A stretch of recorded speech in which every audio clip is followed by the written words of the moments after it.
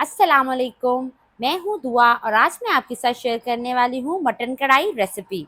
अच्छा, ये ज़रूरी तो नहीं है कि हर जायकेदार रेसिपी मेहमानों के लिए ही बनाई जाए।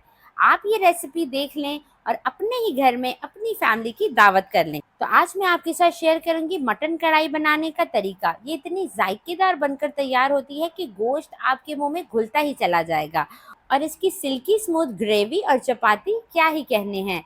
रेसिपी अच्छी लगे तो लाइक कर दें और चैनल को सब्सक्राइब कर दें। तो चलें मटन कढ़ाई रेसिपी बनाना शुरू करते हैं।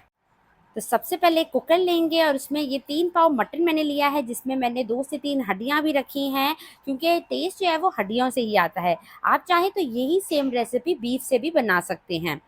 अब यहाँ पे मैंने एक बड़े साइज़ का प्याज लेके रफली काट लिया है और 5 से 6 जवे लहसुन के छील लिए हैं। ये भी इसमें साबुत ही डाल देंगे।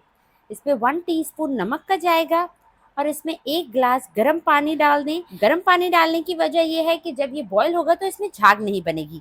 अब इसे हल्का सा मिक्स कर लें और इसे कवर करें। 20 मिनट के लिए आपने इसे मीडियम फ्लेम पर पकाना है, क्योंकि ये मटन है तो ये जल्दी गल जाएगा। तो आपने इसे 90% तक गला लेना है। तो 20 मिनट के बाद कवर हटाते हैं। आप देख सकते हैं पानी इसमें से खुश्क हो गया है, हमारा गोश्त भी अच्छे से गल गया है। तो बस अब इसे कढ़ाई में शिफ्ट करते हैं ताकि भुनाई में आसानी हो। अब साथ ही आधा कप कुकिंग ऑयल डाल दें और इस गोश्त को 5 से 7 मिनट तक अच्छे से भूनें हाई फ्लेम पर। क्योंकि हमारा गोश्त गला हुआ है, इसलिए अब सारी भुनाई पकाई जो है वो हाई फ्लेम पर होगी। साथ ही इसमें डाल दें 2 टेबलस्पून अदरक लहसुन का पेस्ट और 1 टेबलस्पून हरी मिर्चों का पेस्ट और इसको भी साथ में ही गोश्त के अच्छे से भून लें। 5 से 7 मिनट इसको भूनने के बाद अब इसमें 4 मीडियम साइज के टमाटरों को बीच में से काट के इस तरह से ऊपर रख दें और इसे कवर कर दें ताकि टमाटर सॉफ्ट हो जाए।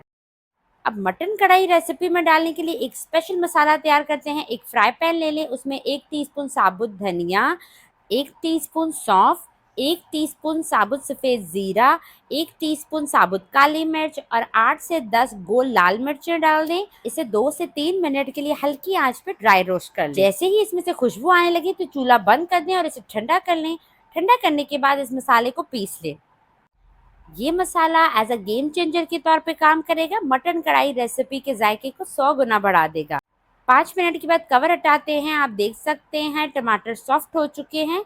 तो अब इनके ऊपर से जो छिलका है वो हटा लेते हैं और टमाटरों को अच्छे से इसमें मैश कर लेंगे। इस पॉइंट पे अगर आपको रेसिपी ज़रा सी भी अच्छी लगी हो तो वीडियो को लाइक कर दें और मेरे चैनल को सब्सक्राइब कर लें।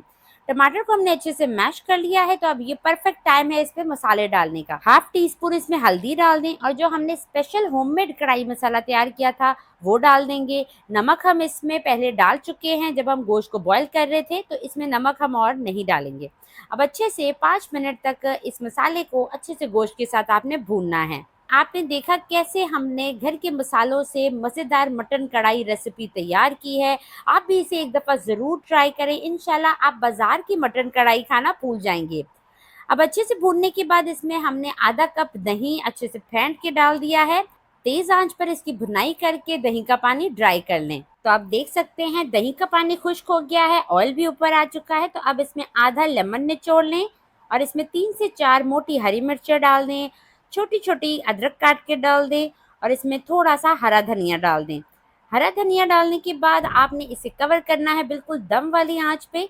2 मिनट के लिए कवर करेंगे ताकि इन सब चीज़ों का फ्लेवर मटन कढ़ाई में आ जाए। तो माशाल्लाह से कवर हटाने के बाद आप देख सकते हैं ये कढ़ाई इतनी जायकेदार बनकर तैयार होती है। इसका टेस्ट इतना डिफरेंट और यूनिक होता है कि जब आप इसे ट्राई करेंगे तो आपको पता लगेगा कि ये कितनी मज़ेदार बनती है। तो अब आपको खाकर बताते हैं कि ये कैसी बनी है।